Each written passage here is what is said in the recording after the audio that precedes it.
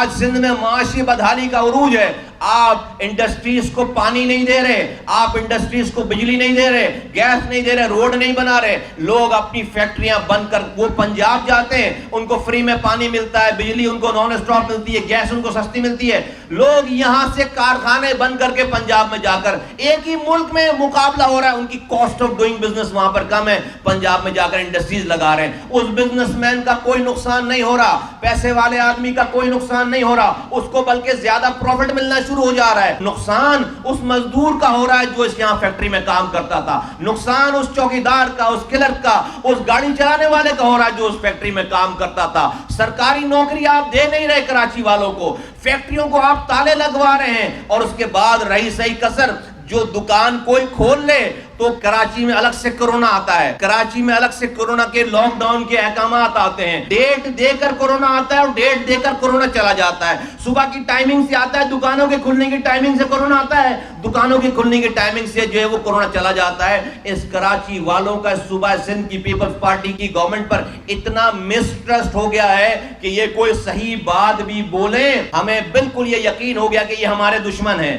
یہ لوگوں کے دشمن ہیں, یہ کراچی دشمن ہے, یہ عوام دشمن ہے. یہ ہر وہ کام کر رہے ہیں جس سے یہ صوبہ, یہ شہر, یہاں کی اکانومی تباہ ہو, یہ نسل کشی کر رہے ہیں ہماری. مجھے اس بات کے کہنے میں کوئی آر نہیں ہے بھئی, جو لوگ روپے میں رشوت نہیں چھوڑ سکتے, جو لوگ بچوں کی دوائیں بیچ کر رشوت کھا رہے ہیں, جو لوگ اسپتالوں کے میڈیسنز کو, جو لوگ ایجوکیشن میں کرپشن کر رہے ہیں, اگر ان کو کوئی ڈالر میں اس ملک کے خلاف خریدنا چاہے تو کیا نہیں خرید سکتا؟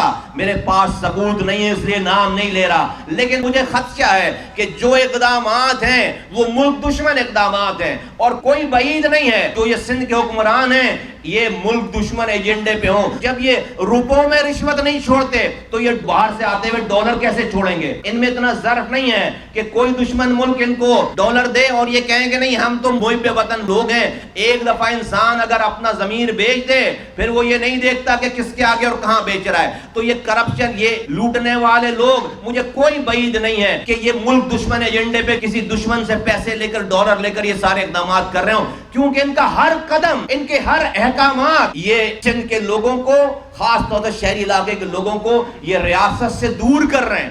ان کا ہر حکم, ان کا ہر عمل لوگوں کے دلوں سے ریاست کے خلاف, لوگوں کے دلوں میں نفرت پیدا کر رہا ہے, ریاست سے اعتماد اٹھتا چلا جا رہا ہے. ہمارا کوئی پرسان حال نہیں ہے. تو میں پاکستان چلانے والوں کو آواز دے کر یہ کہنا چاہتا ہوں کہ خدارا اس سندھ کو کیا تم نے آزادی کے ساتھ ان کے حوالے کر دیا ہے کیا؟ یا یہ ہم 18ویں ترمیم کے نام پر یہ سب کچھ ہوتا ہوا دیکھیں گے؟ کوئی ہمارا کوئی پوچھنے والا نہیں ہے. خدا کے واسطے پاکستان کو بچاؤ, خدا کے واسطے پاکستان بچانے کے لیے سندھ کو بچاؤ.